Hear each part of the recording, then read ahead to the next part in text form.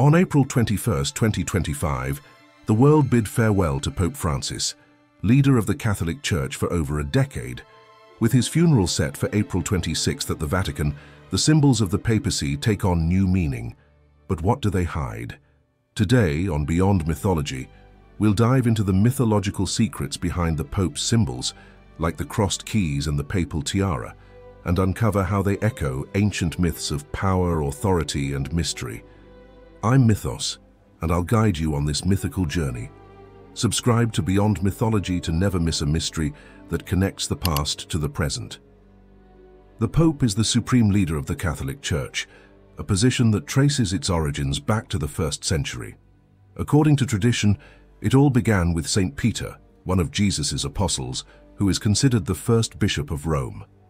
In the Bible, Matthew 16:19 states that Jesus gave Peter the keys to the kingdom of heaven, a powerful symbol of authority that has defined the papacy for nearly 2,000 years.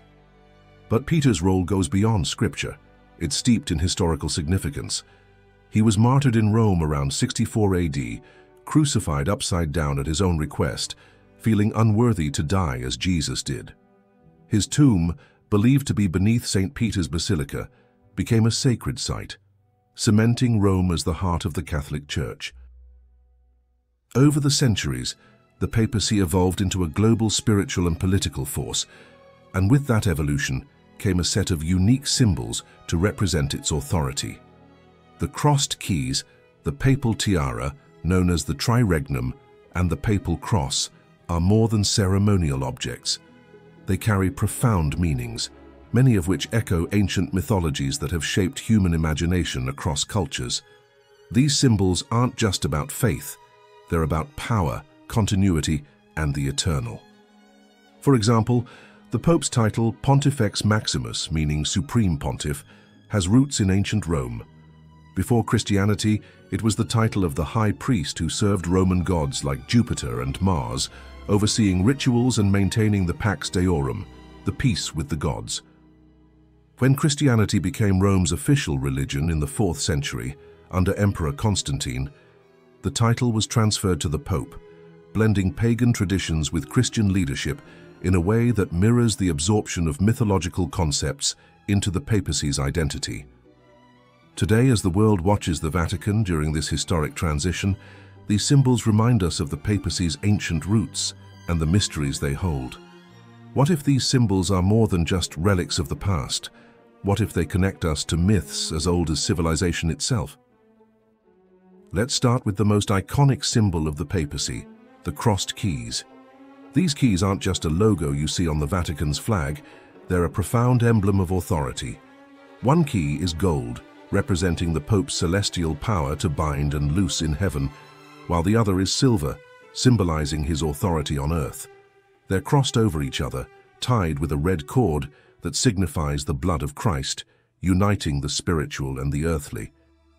This symbol comes directly from the Bible, where Jesus tells Peter in Matthew 16:19, "I will give you the keys to the kingdom of heaven." But the idea of keys as a symbol of power goes far beyond Christianity. It's a concept rooted in ancient mythology. In Roman mythology, Janus, the two-faced god of beginnings and transitions, was often depicted holding keys. As the guardian of gates and doorways, Janus controlled the passage between worlds, past and future, war and peace. It's no coincidence that January, the month of new beginnings, is named after him. The papal keys, which open the heavens, mirror this mythological role of transitioning between realms, a power that echoes Janus's dominion over the celestial and the terrestrial. But the connection goes deeper. In ancient Egypt, Anubis, the jackal-headed god of the afterlife, was known as the opener of the ways. He guided souls to the underworld, holding symbolic keys to the gates of death and rebirth. The papal keys, with their promise of heavenly access, carry a similar weight, an authority over life, death, and the eternal. And here's something you might not know. Until the 19th century, the Vatican maintained a secret chamber of keys, a vault where ceremonial gold and silver keys were kept, used in rituals to mark the beginning of a new pontificate. This hidden tradition underscores the mystical significance of the keys. a symbol that bridges the Pope to ancient myths of guardianship and transition. Next, let's look at the papal tiara, known as the triregnum, a crown unlike any other. This isn't your typical royal crown. It's a tall beehive-shaped headdress adorned with 3 distinct coronets, each representing a role of the Pope, Bishop of Rome, Patriarch of the West, and successor of Peter.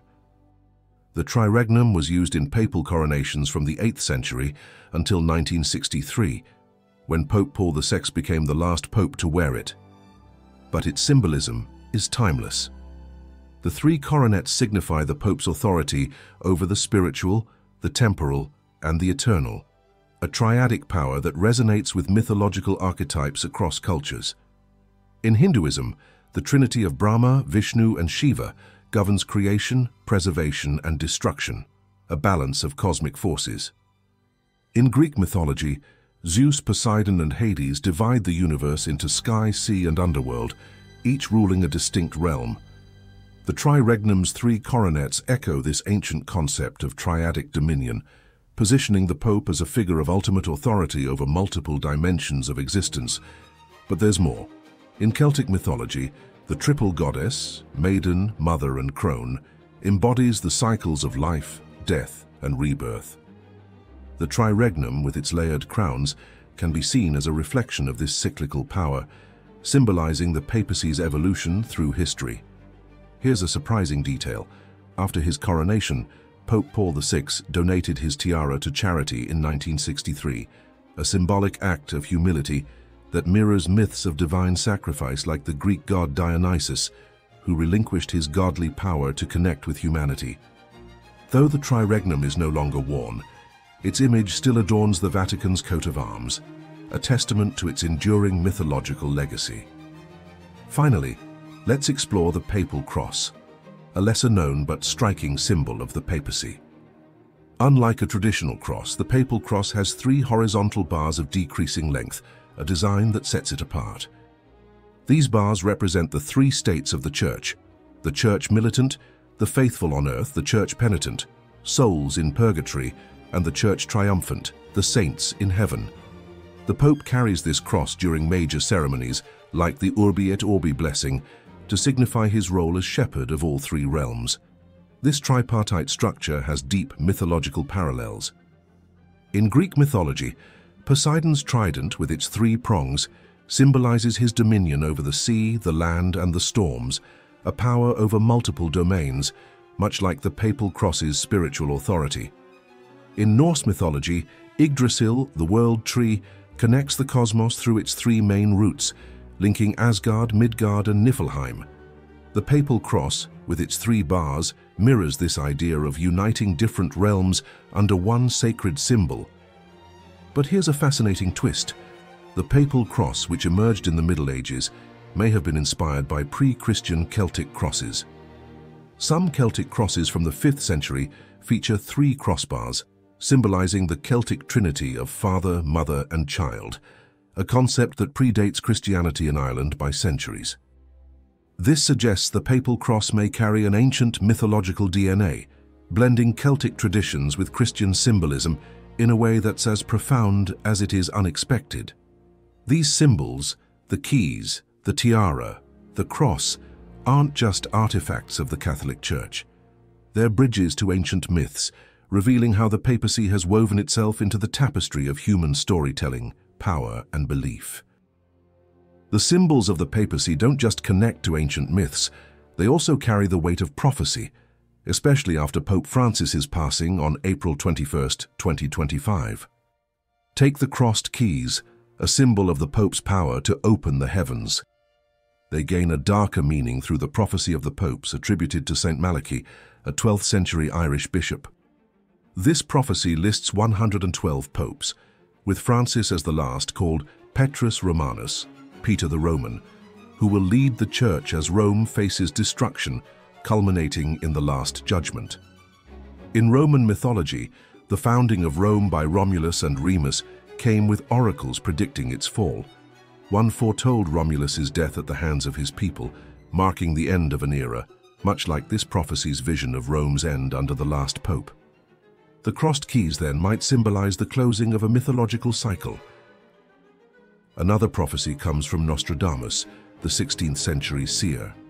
In Quatrain 65 of Century II, he writes of a great Roman who will die during turmoil, followed by a new leader near the mountains. Many see this as Pope Francis, an Argentine of Italian descent, a Roman whose death may herald chaos for the Church.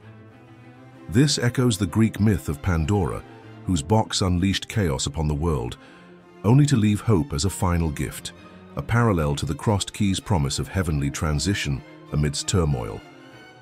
Finally, the vision of Pope Pius X adds another layer of mystery. In 1909, Pius X saw a future pope fleeing Rome over the bodies of his priests as the city crumbled. A pope he believed would share his name, Giuseppe. While Francis's name doesn't match, his death reignites this vision's haunting imagery. It mirrors the Egyptian myth of Set, Osiris, and Horus, where Set's chaos kills Osiris, but Horus restores order, symbolizing renewal after destruction. It also recalls the Greek hero Aeneas, who fled Troy's fall to found Rome, carrying his god's legacy. Together, these prophecies turn the crossed keys into omens of an uncertain future, rooted in ancient cycles of chaos and rebirth. The symbols of the papacy don't just echo myths or prophecies, they reveal the Pope as a timeless archetype. In mythology, the wise old man appears as a guide of sacred knowledge. In Greek mythology, Nestor, the sage counselor of the Iliad, offers wisdom during the Trojan War, much like the Pope guides the faithful. In Egyptian mythology, Thoth, god of wisdom, records divine truths, mirroring the Pope's role as keeper of doctrine.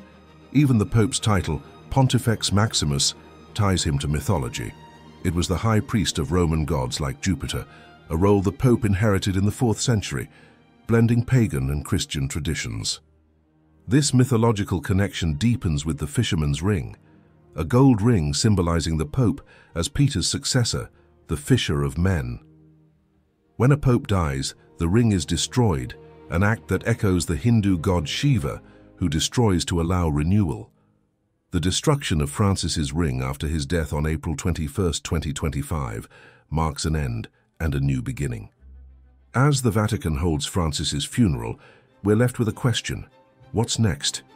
The prophecy of the popes claims he was the last, heralding Rome's end.